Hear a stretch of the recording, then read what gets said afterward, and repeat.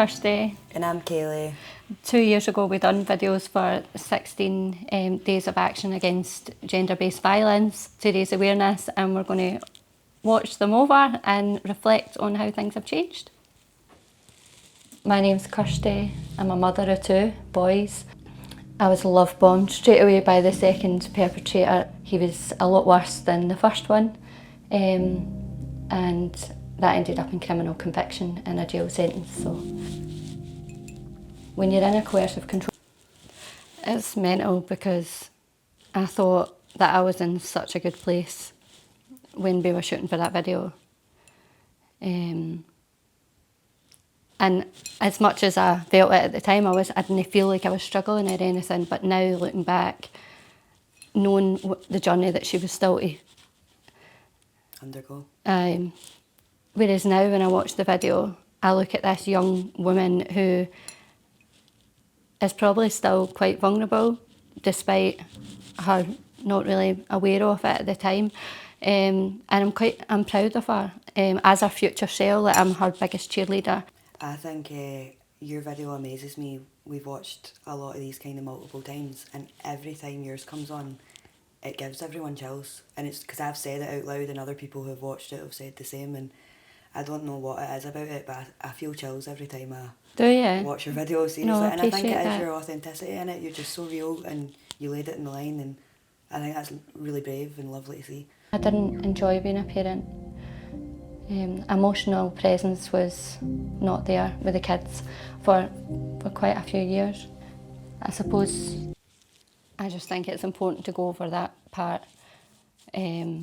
And that was probably the most authentic and vulnerable I could have been on that video.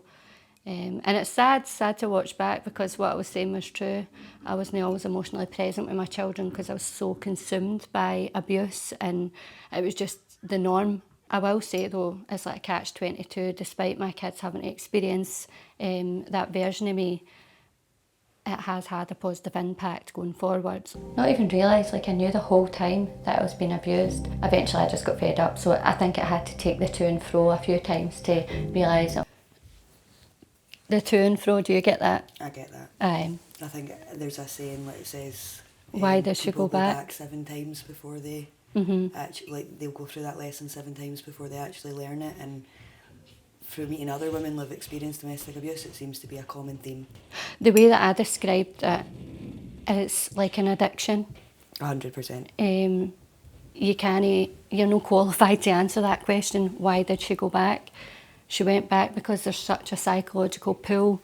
I love that you said addiction, because in my healing, that is the way I view it. I view it like that. With the same kind of ethics of how you would heal addiction. Yeah. I look at relationships and like that. So one of the things I had said to my domestic abuse support worker was, I just feel alone. I feel alone and misunderstood. So she put me in touch with the Serenity group. It's run for women by women that have experienced domestic abuse. It was just a weight lifted off my shoulders that I could say. Do you still feel alone? Do No. you agree with that? No, I don't feel alone. Do you know, I was surrounded by quite a lot of people then, and I still felt alone, misunderstood, and not just misunderstood by others, but also myself. For me, I think it's a bit bittersweet. I've had to change my mind on what loneliness is, because I think I've felt alone when I've not been lonely, and so now I do a lot of kind of activities to fill my time, and I have moments of feeling that loneliness, but it's a feeling, it's not a reality. It's just the way I feel. But I definitely don't feel misunderstood, because I've met women like you, and yeah, and you can understand yourself. So I would say to other victims, if you do go back and forward, then I understand. Go when you're ready, and when you are ready, reach out. Reach out to the police, to the domestic abuse organisations, and speak your truth. I think as well, like, I was quite nervous in that video. I still would say the same thing to victims of domestic abuse, but there are other areas that they can reach out to. I mean, things are evolving now. You know, obviously Equally Safe work tooth and nail to get the message out. They're wanting every business and company, organisation involved in being aware of how bad this situation is. And this is why we're obviously doing things like this, because it's going to help. Even if it helps one person, like... Kirsty, what are you most proud of? I'm proud of turning things round for myself, as you've just said. I think the girl in the video was always like wanting validation and chasing acceptance and approval from others, and that's what my life was based on. And it's a terrible place to be honest. Whereas now that's not the case at all. I choose peace over proving, and I think if there's unhealthy dynamics around me, then I've got zero tolerance for it. That was a big step for me, and what a difference it's made to my life.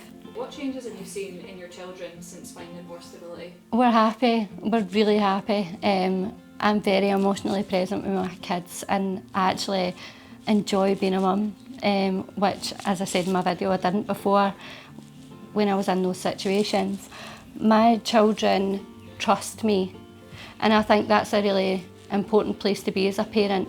They've got a safe space, they can speak to me, and I hope as they go into young adolescence, they'll face their own obstacles and they can speak to me openly, and I can hopefully support them. So my kids are probably the biggest, like they're my driving force in all of this. They really are. So if I never had my kids, I probably would still be in a situation. Why do you think it's important to still keep talking about domestic violence and domestic abuse? There's a lot of people out there, especially my personal experience, that would still ask me, like people within my support network would still say, do you not think you should just park that now? Do you not think you should get past this?